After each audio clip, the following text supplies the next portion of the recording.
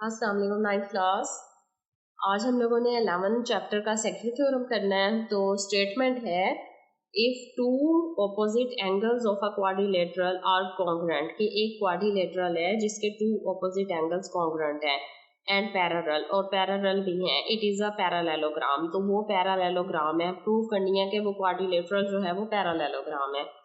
तो गिवन दिया हुआ है in a quadrilateral A B C D एक क्वाड्रिलेटरल है, चौकोर है, जिसमें ए बी कॉन्ग्रुएंट है डी सी के, ए बी साइड जो है वो कॉन्ग्रुएंट है डी सी के and A B parallel D C, और ए बी जो है वो डी सी के पैरेलल भी है, यानी कॉन्ग्रुएंट भी है और ये दोनों साइडें क्या है, पैरेलल भी है। ये हमारे पास गिवन दिया हुआ है।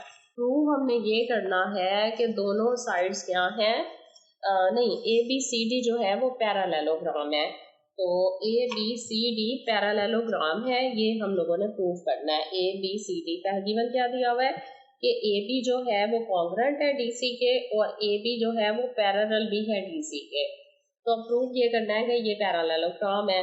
तो इसके लिए देखें कंस्ट्रक्शन की। कंस्ट्रक्शन में क्या किया, ज्वाइन किया point B to D, B और डी को ज्वाइन कर लिया, जिससे देखें हमारे पास 4 एंगल्स बन रहे हैं, एंगल 1, एंगल 2, एंगल 3, एंगल 4।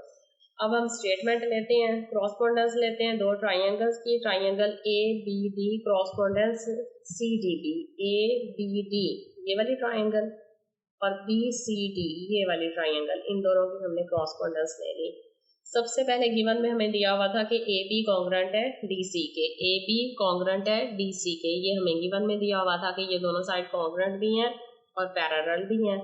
तो रीजन क्या आ गई, गिवन। जबकि एंगल 1 और एंगल 2, अभी देखें हम लोगों ने फर्स्ट थ्योरम किया है इस चैप्टर का, उसमें बताया है कि एक लाइन के जो अल्टरनेट एंगल्स होते हैं ना वो क्या होते हैं, कॉन्ग्रुएंट होते हैं।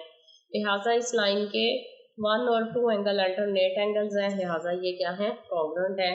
इसके अलावा बी डी जो है वो कॉन्ग्रुएंट है किसके, बी डी के, ये कॉमन है साइड सेंटर वाली, बी डी कॉन्ग्रुएंट है बी डी, दोनों ट्राइंगल्स की कॉमन साइड है, देखें कॉमन है।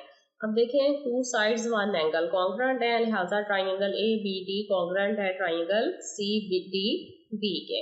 रीजन क्या आ गई, side angle, side postulate two sides and 1 angle क्योंकि कॉन्ग्रुएंट है।